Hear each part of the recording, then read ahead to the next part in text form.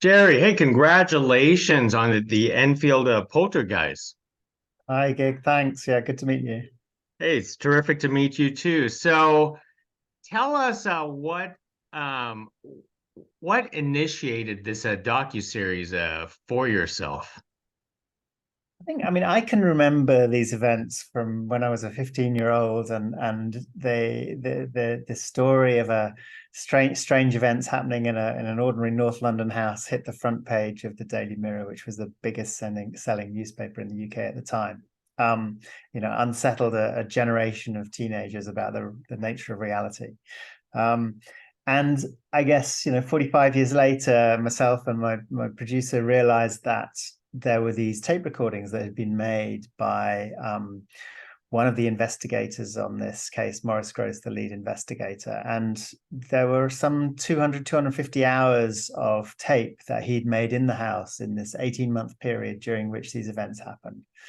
And I guess for me, the realization there were these tapes, which are a mixture of like actuality recordings, just letting the tape recorder run, and witness statements from people who've just seen something, was an interesting a starting point to explore this story, because essentially we end up with a series where all of the sound is real in the sense that it all comes from things that were recorded at the time, and all of the pictures are sort of a layer of interpretation on top of that. We worked with actor we worked to rebuild the house and worked with actors to lip sync these audio tapes in that space.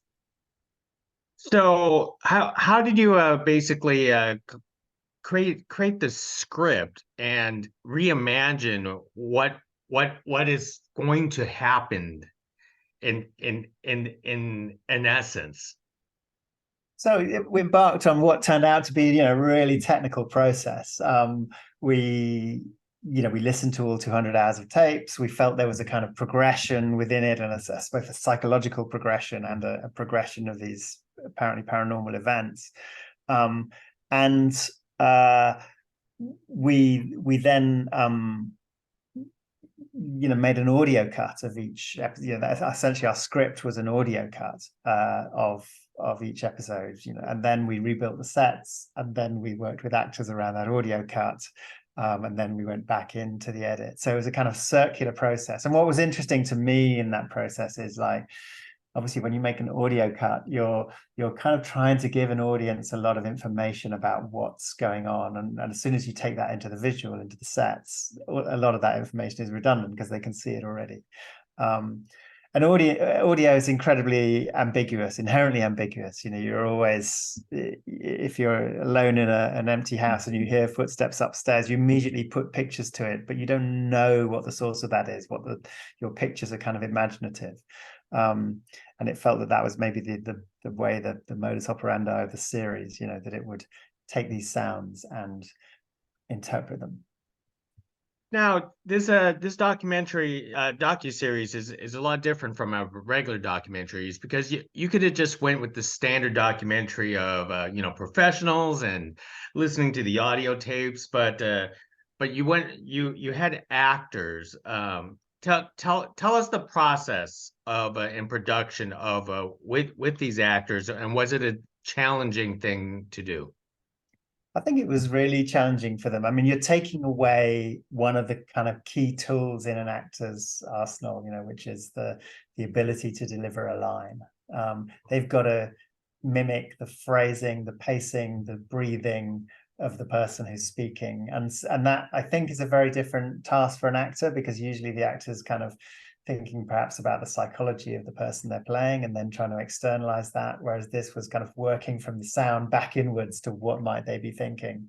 um, Plus, we didn't have a lot of, we only had a week's rehearsal time, I think, and we and perhaps on set we were only able to do, between three at the most, sometimes four or five takes of the scene. So, a lot of pressure on actors, and they did an incredible job. I think, they were all brilliant. And I think justifiably are getting praise for it. For something with such a short production, how do you create such a period backdrop so fast? Yeah, I mean, you're kind of on a documentary budget in some ways. I mean, it was a big budget for a documentary, but a tiny budget for a fiction, and most of what we were doing was sort of fiction, in the sense of fiction process. We were lucky that Maurice Grosse, the investigator, had one of the first things he did in the house was make a really detailed architectural plan of measurements and where each bit of furniture was and what the size of the rooms were. And so obviously we had a plan of the house which we could then build as a set.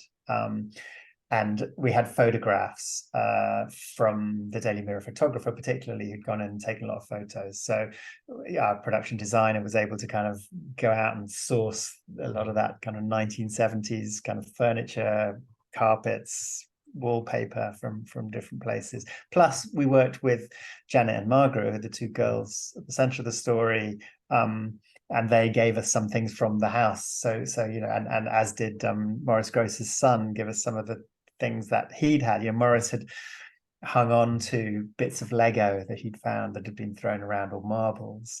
So we've got this strange set in which it both has real objects as well as like the normal things you find in a set, props and a design set. Now, on the actual documentary side, you have interview subjects into your docu-series. Could you tell us about finding all your subjects, and were they hard to convince to be a part of this? Yeah, some of the people we talked to haven't really spoken at all before about this. I mean, Paul Burkham, who's the cousin of the family at the center of these events, who lived 5 doors down and had spent quite a lot of time in the house. He'd never spoken about it, and it took a bit of persuading of him. I think we came to him, explained our process, shared the materials that we had, and he was up for doing it. And I think people were kind of reassured that we weren't going to do, the root of this was documentary. We weren't going to do a kind of sensationalized, fictionalized version of it, of which, and there've been fiction versions of it. And obviously in a fiction version, you have license to go much further than you do in a documentary, which I think has to stay true to the events themselves. So I think that reassured those people who perhaps hadn't talked before. And then there were a number of people who have, over the years, those who visited the house, particularly in the early days, Ros Morris, Graham Morris, they were, happy to tell again their story, and each, their reflections on it change over time. So in some ways, they're bringing something new to it. When you're creating a narration into this, aren't you afraid of fictionalizing bits and parts? I mean, how do we know? I think there's always there's always that constraint on documentary between reality and story. Like story is a story is always a distillation, compression, edit of reality. But for this, we use as a narration from Maurice Grosse, so we're going into the situation, into the house, really on his shoulders, and we took that from his diaries. So what you hear, and it's voiced by an actor, but what you hear is essentially Maurice Grosse's diary and observation, and it's not used, a lot. And so it's not what people call, it's not a voice of God narration. It's a narration from a very particular point of view. You trust or distrust that point of view, kind of unfolds and changes during the series.